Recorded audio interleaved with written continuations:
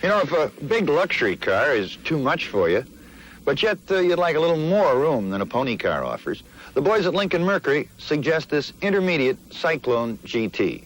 Our test car came with a standard 351 cubic inch V8, topped with a 2-barrel carburetor. That's a far cry from the racing version, but nonetheless a fair performer.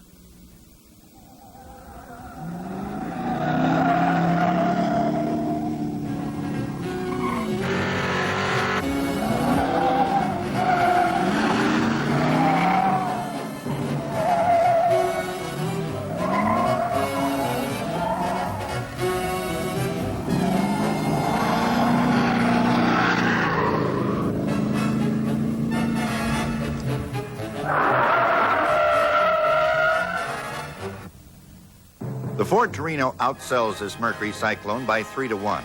A glaring fact that for some time now has been a thorn in the Lincoln Mercury sales charts. They're quieter, give a better ride, and invariably offer more costly trim inside and out. But the buying public hasn't caught on to the bargain yet.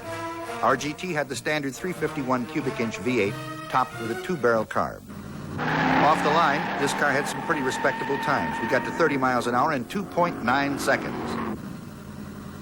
Our GT had the standard 3-speed automatic transmission.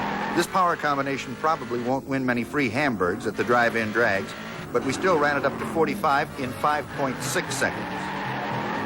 For the family that likes a little sportier than usual transportation, this is it.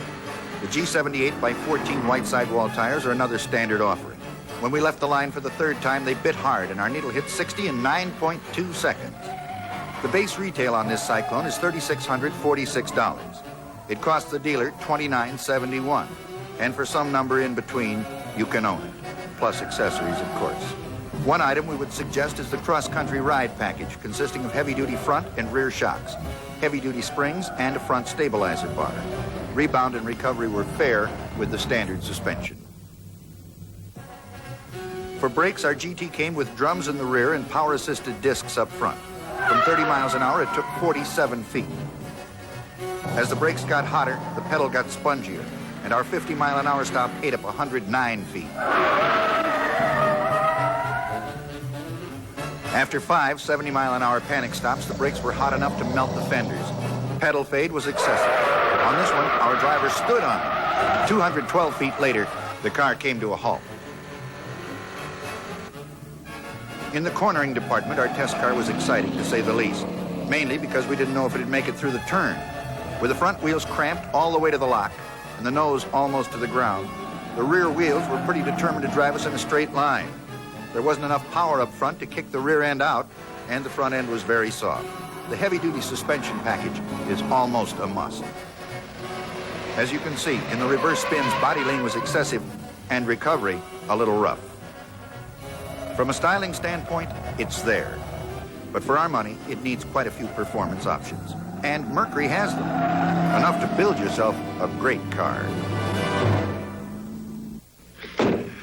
Well, it is, friends, our test of the standard Cyclone GT. 351 cubic inches, 2-barrel carburetor. As we mentioned, a little on the docile side, but a fair performer. Now, in the weeks to come on Car and Track, for those of you that like your cars a little more violent, we'll do a 429 version. There's quite a difference.